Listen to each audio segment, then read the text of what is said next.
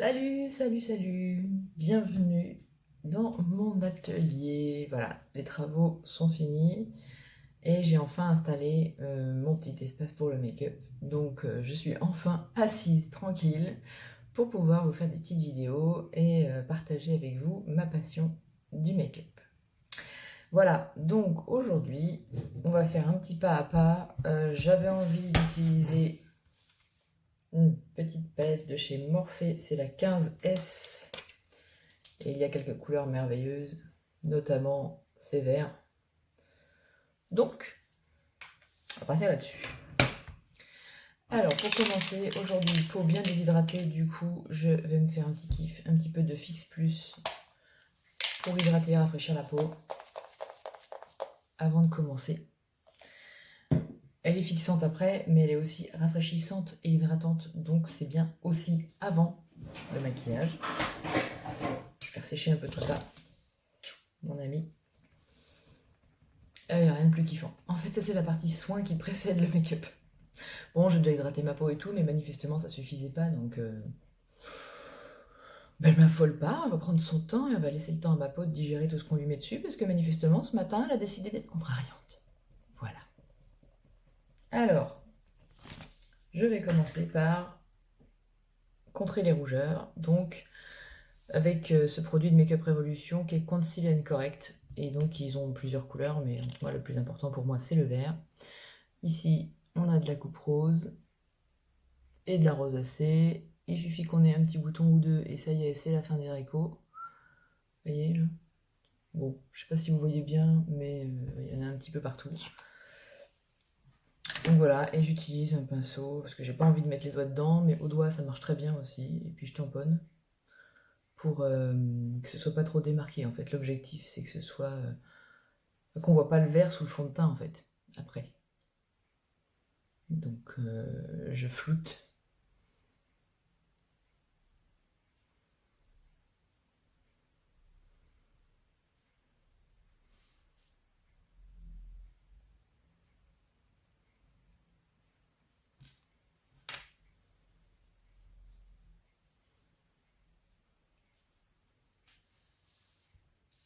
Ensuite, une fois que c'est fait, je vais passer au concealer.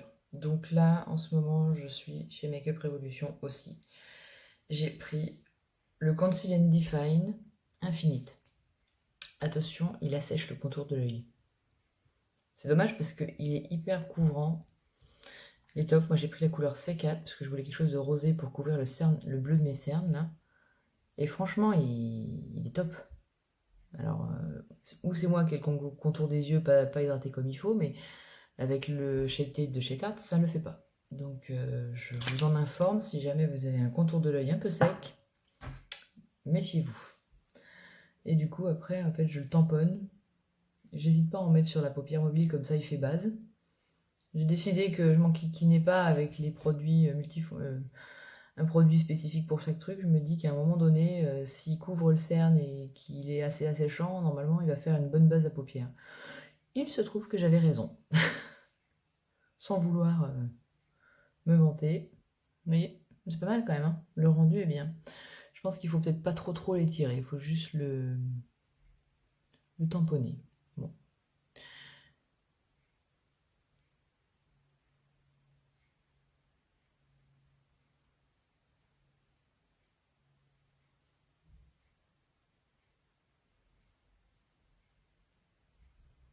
Voilà, le plus important pour moi, il est là où il y a mon pinceau actuellement, parce que cette partie-là, c'est la partie qui est bleue et qui est hyper creusée.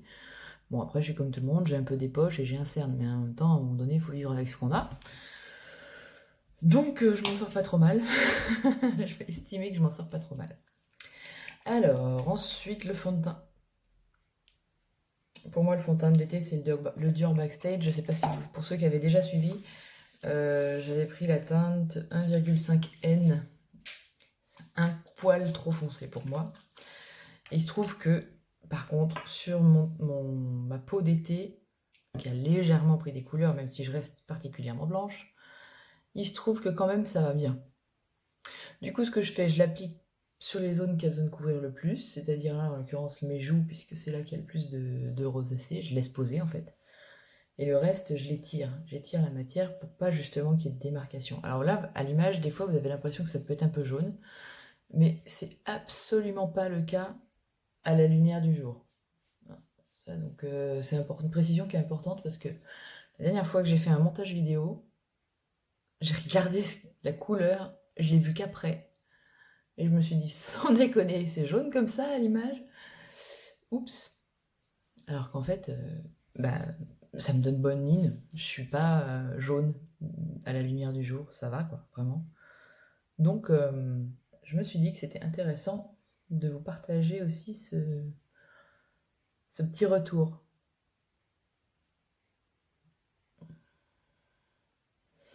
Donc, vous voyez, sur les jaunes, sur les zones, pas sur les jaunes, sur les zones où j'ai mis du vert, je tamponne.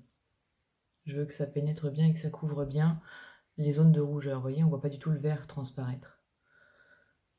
Et sur les zones où il n'y a pas eu le vert, j'étire. Pas qu'il y ait de démarcation. Parce qu'il est génial ce fond de teint, il est super modulable en fait. Moi j'aime beaucoup ce genre de texture parce que c'est hyper fluide, ça tient bien, une fois qu'il est sec, ça bouge plus. Et il a cette capacité de couvrir hyper bien, autant que d'être très estompé dans la peau. Donc moi ça me plaît beaucoup, beaucoup, beaucoup. Et une petite technique, quand vous regardez de loin et que ça vous paraît bien, des fois c'est bien de jeter un petit coup d'œil de près. Donc vous sortez votre miroir à main et vous vérifiez de plus près pour voir s'il n'y a pas des rides qui auraient fait des vilaines petites choses avec votre fond de teint ou les pores de la peau. Moi en l'occurrence sont sur le nez. Donc bien insister sur ce genre de choses parce que sinon après ça vous fait des trous dans la peau, c'est pas très joli. En même temps, me direz-vous, si ça fait des trous, c'est que la peau est pas en super forme en dessous. Mais ça, je vous ai déjà annoncé la couleur avant de démarrer la vidéo. Donc, bon, c'est un fait. Aujourd'hui, j'ai eu beau soigner ma peau comme il faut.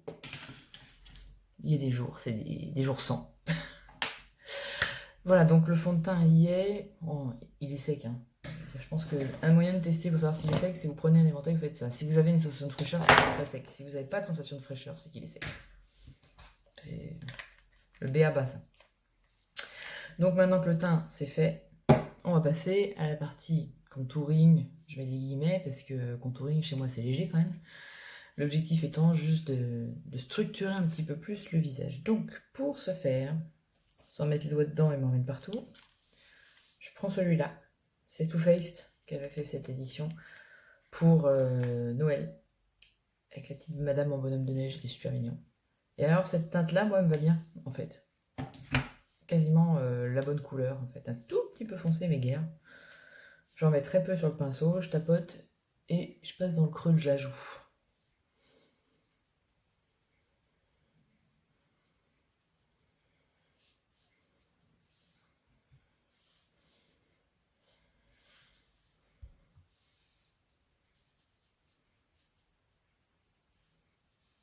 Concernant le bronzer, toujours bien estompé vers le haut, c'est-à-dire que vous tracez en gros le creux de votre joue ici, mais jamais vous allez estomper par là, vous estompez vers le haut, comme ceci.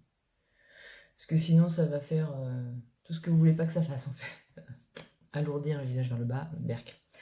Si vous êtes comme moi et que vous avez un grand front, n'hésitez pas à mettre un petit peu de bronzer à la racine des cheveux au-dessus, ici. Ça donnera un peu l'illusion de raccourcir cette partie-là, mais c'est pas plus mal. Et si vous avez une petite démarcation un petit peu trop forte, vous reprenez votre pinceau à fond de teint et vous étirez. Voilà, moi il y a les cheveux qui se mettent dedans, on est d'accord qu'on essaye d'éviter. Mais en gros, c'est l'idée. Et avec votre pinceau à fond de teint, et avec le reste de fond de teint qu'il y a dessus, et ben ça suffit à estomper la démarcation qu'il peut y avoir eu. Donc ça reste pas trop compliqué jusque-là. Alors, une fois qu'on a mis le bronzer, on va passer au blush. Bon, je vais grasser dans la même palette. Donc là, vous voyez, j'ai le choix entre 4. Et je vais prendre le plus foncé. Celui-là, j'aime bien la teinte. Vous voyez sur ma main.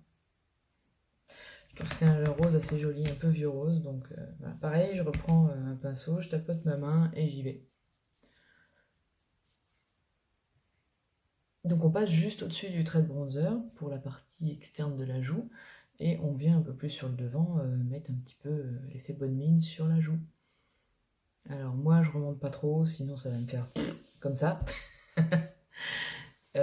Si vous êtes le visage moins rond, vous pouvez vous le permettre. Ça donne bonne mine.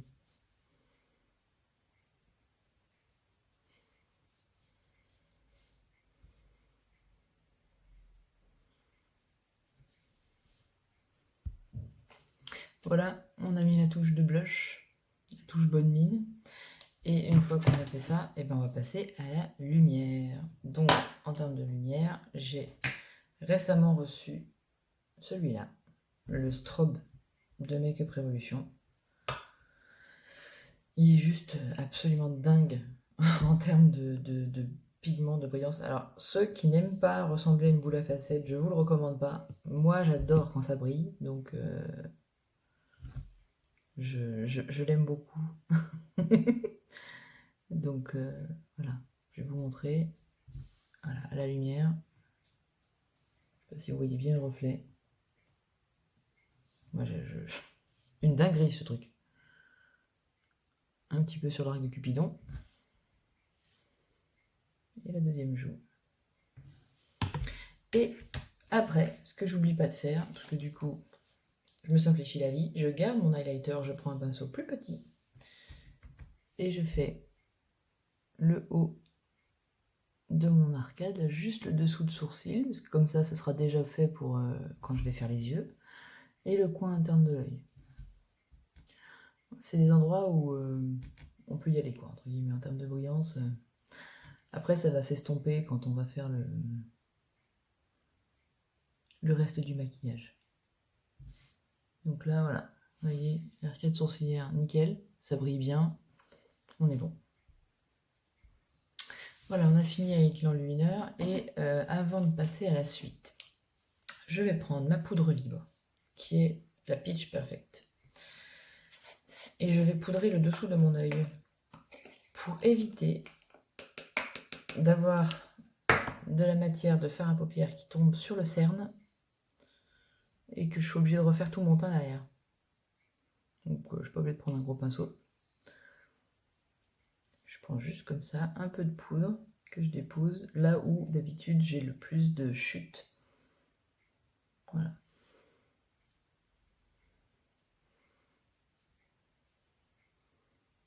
Hop. Et j'en profite. Je descends sur les ailes du nez comme ça. C'est une zone qui sera déjà faite, qui sera déjà bien matifiée, et je vais faire pareil ici. Zone de brillance absolument maximale.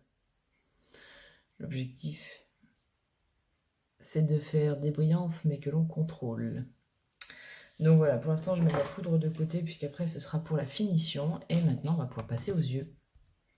Alors je prends ma palette et parmi toutes les ombres qu'il y a, je vais prendre ce brun là pour marquer le creux interne de ma paupière, et ensuite je viendrai travailler avec le vert. Alors je prends d'abord un pinceau un petit peu à estompe, pas très épais, et je vais marquer le creux de paupière.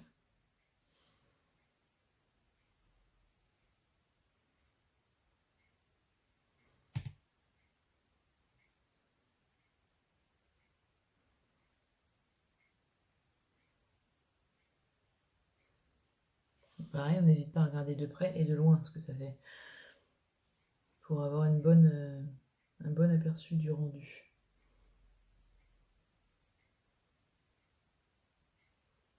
Quand on a la paupière tombante, on n'hésite pas à tricher un peu et à étirer la matière.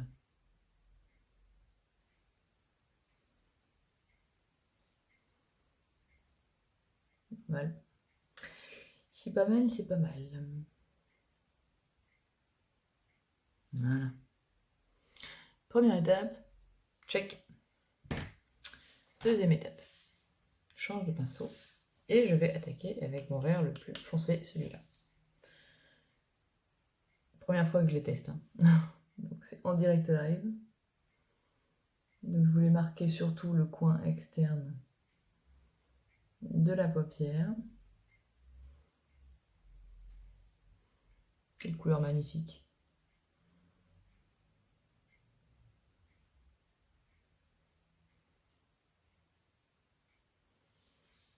Et après, j'hésite pas à venir estomper tout de suite pour que ça se fusionne en fait. Je reviendrai dessus après, mais l'objectif c'est que cette partie-là, elle soit pas démarquée en fait. On y revient, on reprend le petit et on recommence.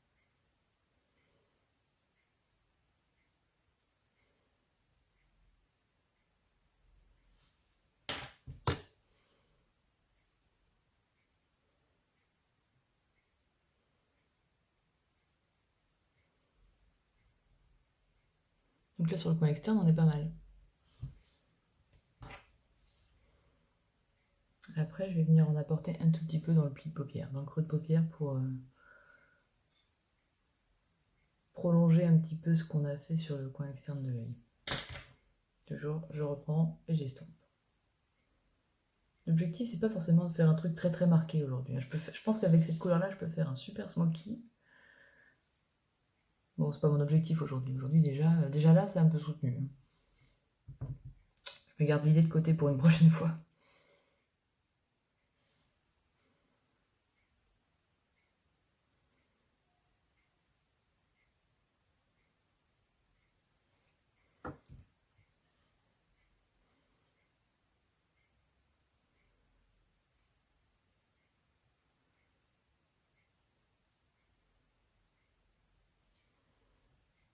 Voilà, c'est pas mal, la matière, elle est étirée, elle part un peu vers le coin comme ça de l'œil. Et ensuite, je vais prendre la partie la plus pailletée, celle-ci, que je vais mettre sur le reste de la paupière mobile. Alors, je nettoie un petit peu mon pinceau parce que j'ai pas envie que ce soit trop foncé.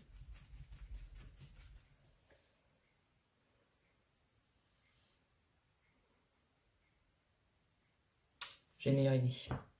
Plus pratique que le pinceau, vous allez voir. Cette petite chose-là qui fait des merveilles avec ce genre d'ombre à paupières. Donc, je disais, je prélève la matière. Voilà. Ce qui se rapproche le plus du doigt, en fait. Quand on dépose ce genre d'ombre à paupières avec le doigt, on obtient un rendu similaire.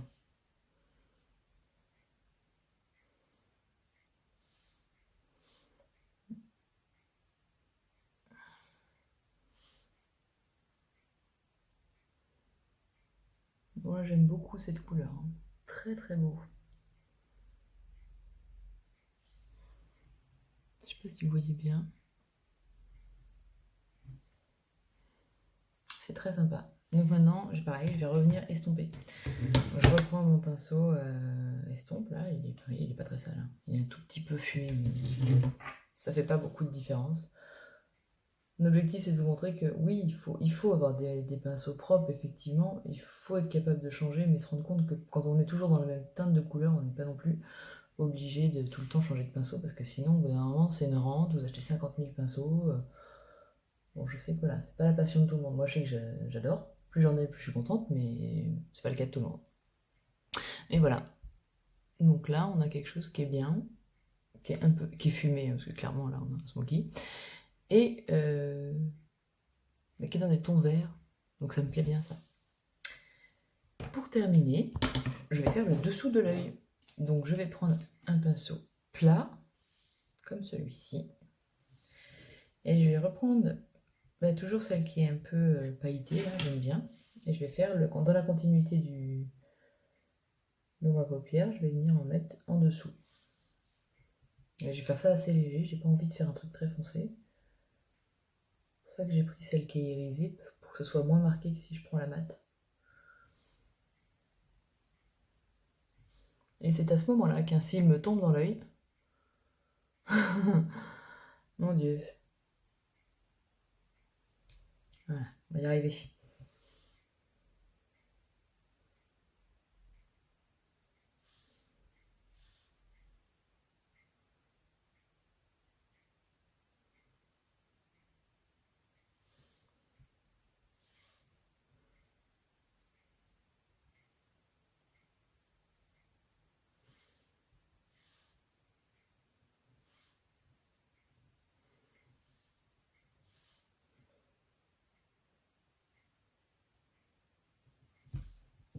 Et voilà. Je fais le deuxième et je reviens. J'ai équilibré les deux yeux. Donc le fumé un petit peu brillant, voilà. Et alors, pour ne pas rendre mes yeux plus petits qu'ils ne sont, je vais utiliser un crayon de cette couleur-là sur la racine des cils inférieurs, à l'intérieur de l'œil. Donc, je prends mon crayon et tout doucement, je viens mettre une petite couche de ce beige qui est très clair. Il y a une différence? C'est énorme ce que ça peut changer le regard en fait. Donc, oui au smoky, et des jours où je vais faire cette partie-là en noir, parce que je veux vraiment marquer le regard. Et des jours comme aujourd'hui, où je suis un peu fatiguée, et déjà que j'ai les yeux pas très grands ouverts, on va éviter d'en rajouter une couche. Donc, ce crayon-là, il est top. C'est un crayon de chez MAC. Technacol, il l'appelle. Donc, c'est un petit crayon plastique avec la mine en fait, qui se rétracte, hein, comme ça. Et franchement, top, de chez top. Je me demande même si je vais pas le prendre en d'autres couleurs parce que j'aime beaucoup, il glisse très bien, enfin vraiment, il tient bien aussi sur la racine comme ça des cils. J'en suis très très très très très contente. Voilà. Je trouve que dans la bagarre, mon coin interne de l'œil s'est un petit peu rendu plus foncé, donc je vais remettre un peu de lumière ici.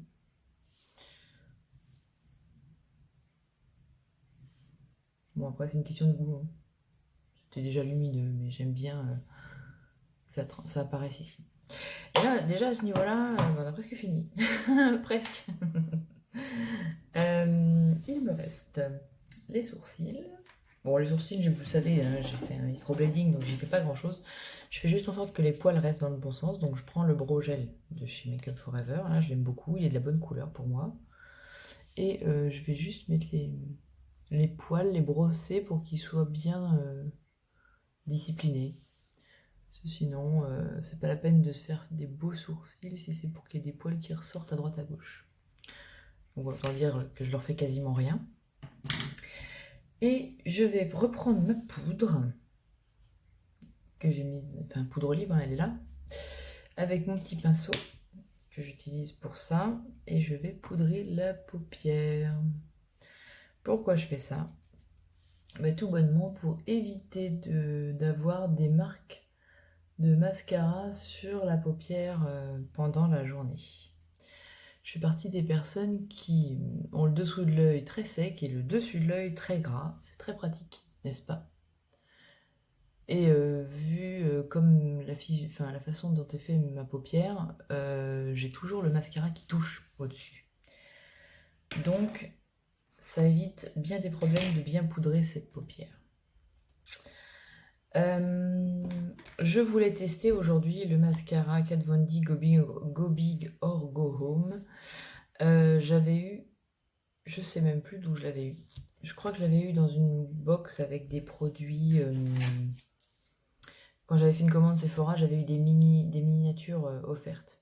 Vous voyez la brosse. Donc voilà, du coup je vois qu'on en parle beaucoup en ce moment. Je me suis dit c'est le moment de le tester. Moi je cherche toujours beaucoup de volume, donc je voulais voir un petit peu ce que ça donne.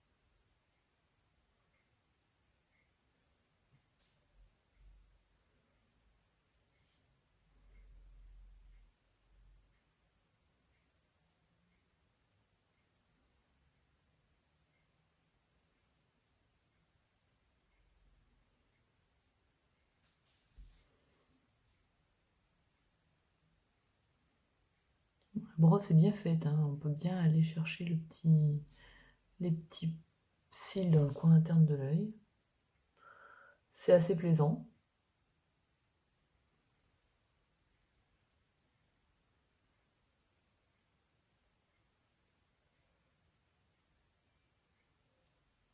Pour le volume, pas super convaincu pour l'instant. Pas mal, hein, mais pas non plus ouf, quoi.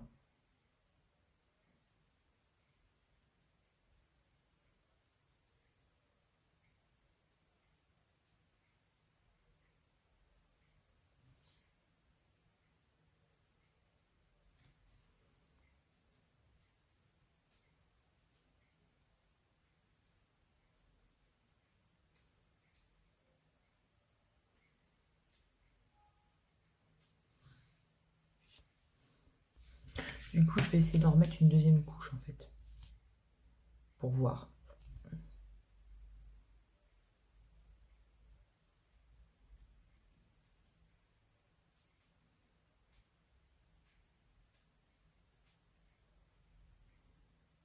Oui, c'est mieux avec une deuxième couche.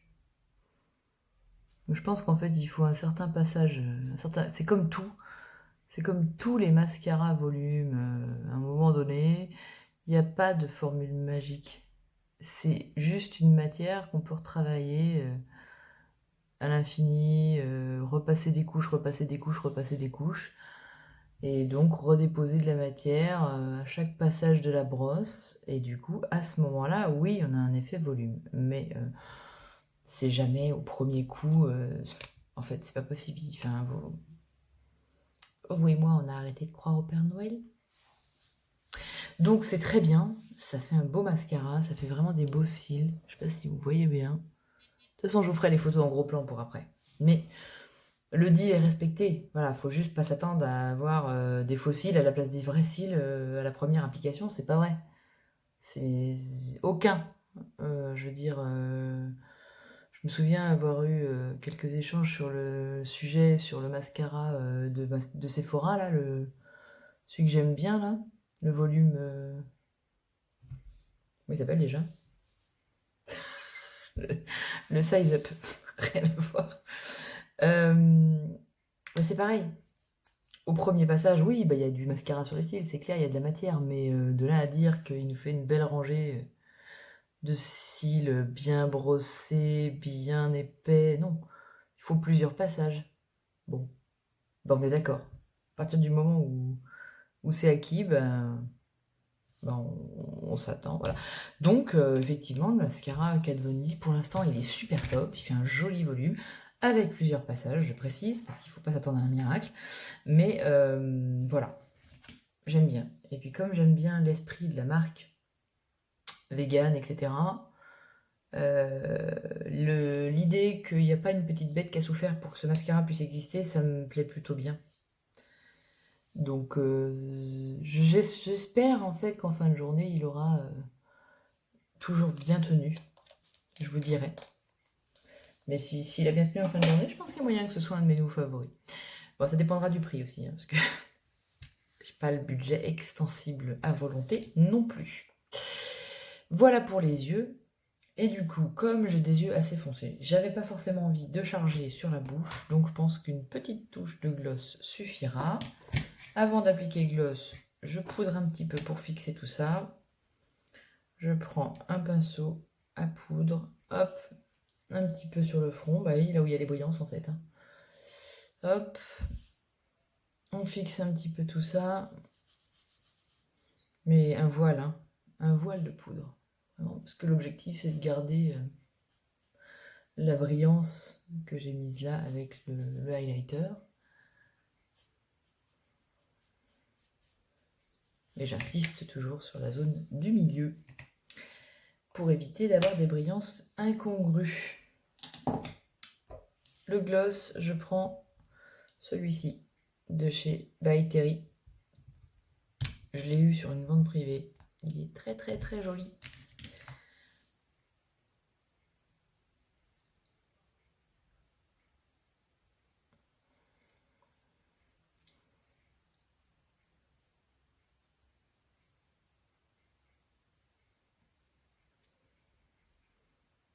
Moi, l'objectif, là, c'est juste donner une touche de couleur à la bouche, mais pas non plus de faire un truc hyper foncé, quoi.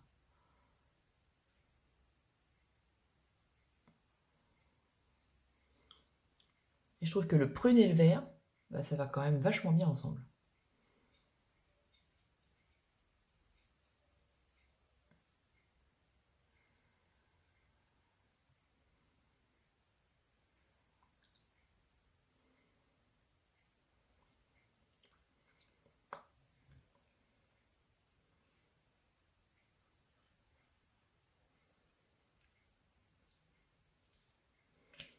Et voilà. Make-up done. Bon, bah voilà, vous me direz si ça vous plaît. Et ça, c'est le look final. Donc, bon, j'ai pris mon temps, hein. Ça peut se faire beaucoup plus vite. Mais j'avais envie de ce vert sur les yeux, là.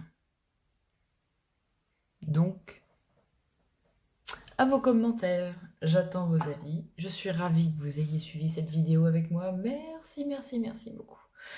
Et je vous dis à très bientôt pour une prochaine vidéo make-up. Bye bye!